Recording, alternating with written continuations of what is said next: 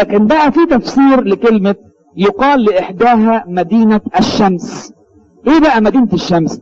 اللي عنده انجيل بشواهد يلاقي ان هي ما اسمهاش مدينة الشمس. اما بص تحت في الشواهد هتلاقوها تحت مدينة الهلاك، مش مدينة الشمس.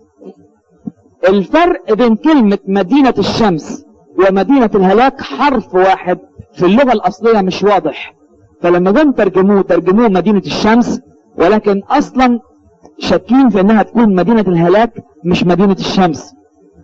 مدينة الشمس تترجم ها شرس، ومدينة الهلاك ها هرس.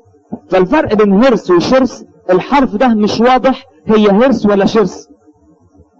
واخدين بالكم؟ حتى في اللغة القبطية في بعض الحروف بتتنطق بكذا. مثلا انتوا بتسمعوا ايه؟ افكي بتنطقوها ايه في بعض الاحيان؟ افشي، مش كده؟ هو نفس الحرف يتنطق كي او شي. انا مش خبير في اللغة العبرية، ولكن في خلاف حوالين هذه الكلمة، هي مدينة الشمس ولا مدينة الهلاك. انا شخصيا احس ان هي احسن تكون مدينة الهلاك.